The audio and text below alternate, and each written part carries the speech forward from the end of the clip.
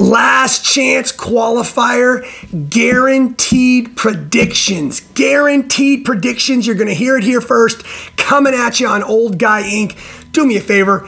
Just hit subscribe real quick.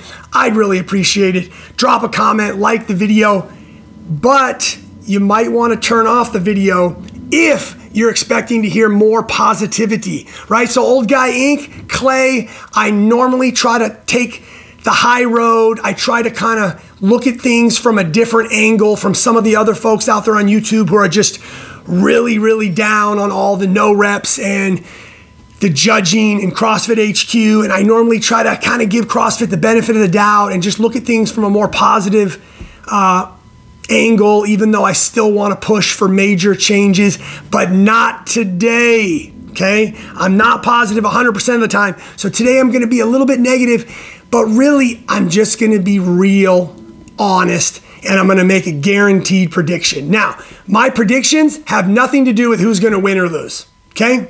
None. But here's what I can guarantee you. If athletes out there want to get in one of those coveted 2 spots, I guarantee you we are going to see some shitty movement standards. Why? Because they don't have a choice, right? Now, when I say guaranteed we're going to see, let me clarify that. I'm not sure what we are actually going to see. Are these videos going to be made public by the athletes? I'm not sure that would be a good idea of the athletes, and I'll talk about that in a minute. Is CrossFit going to publish or post some of these videos? Are they going to be dumb enough to take videos of athletes clearly not meeting movement standards and then use them as some sort of advertisement? I don't know. We're going to see. But this is what we know. We know that athletes in high-profile televised competitions with judges that they do not know personally, who should be unbiased, we know that we're seeing hideous movement standards. We know that CrossFit has a history of not reviewing videos, of not giving penalties uniformly across the board to all athletes. Now, let's take that a step back. Now we have athletes who are going to be in their home gyms with their home coaches, their home judges, knowing what's on the line. So let's talk about what's on the line, okay?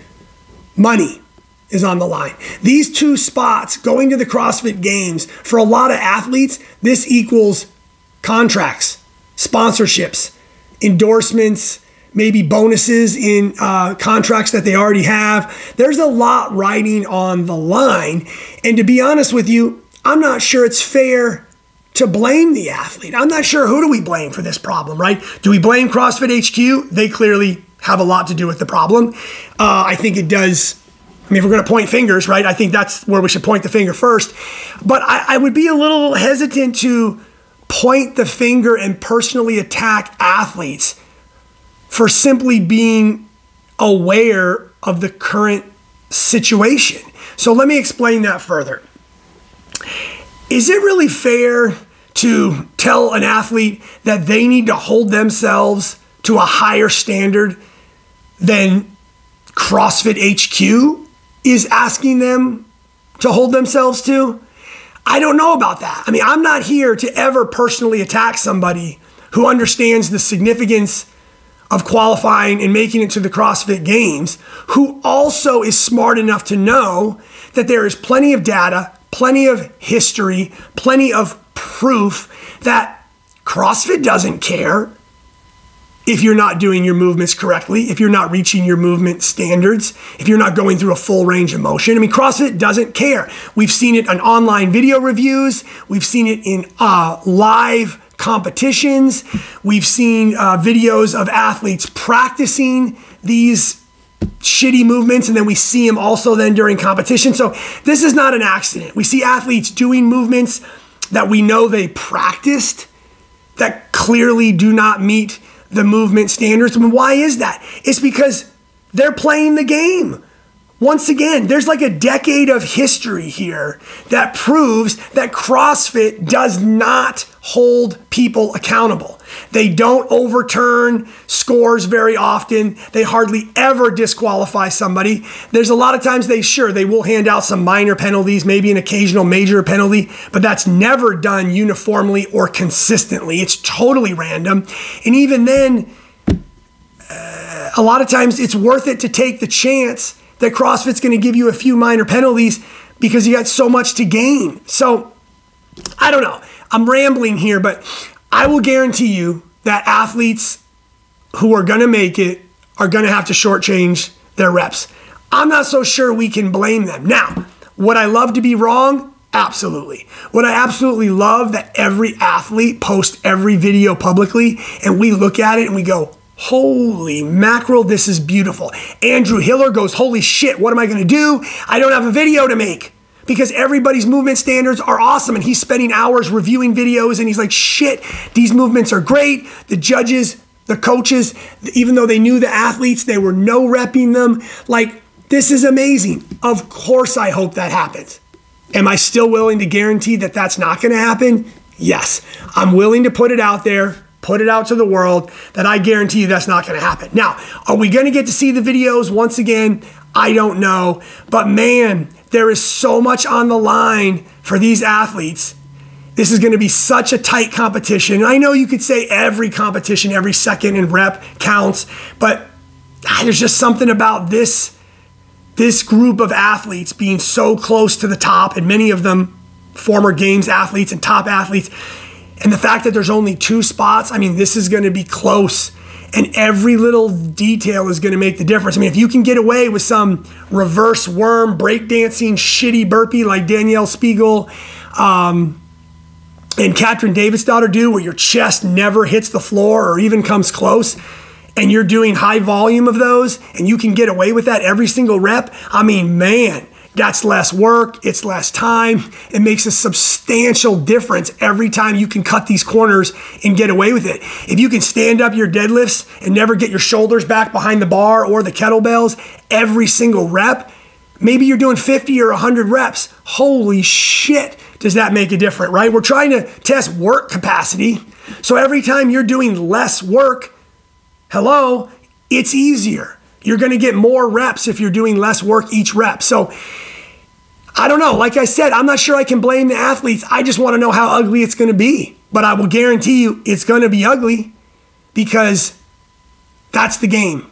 That's what CrossFit has created. That's what they have upheld. That is what they have refused to fix up to this point. And I feel like this could be the culmination of the whole kind of thing. I don't know why. Maybe I'm just manifesting that, but I think the fact that it's a smaller group of very close, highly competitive elite athletes vying for such a small number of spots that I think, man, the understanding of the system, you can't blame somebody for understanding that it's probably worth it to take the chance. If you don't take the chance and you just do all of your movements perfectly, you're probably not going to be in the top 2. So you're better to take a chance, get more reps, get more work done.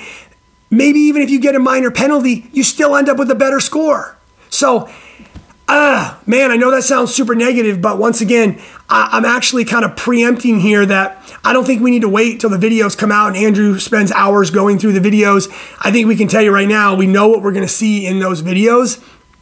I just kind of want to be careful about blaming the athletes. That's it. I'm just not all high and mighty, and I don't think it's fair to put it back on the athletes. Now I know there's a line there. I mean, there's some people that are on the other side of that line, and they are just like, Clay, I could not disagree more. Like, if you don't have personal accountability, if you don't have personal integrity, like, shame on you. And I'm just like, really?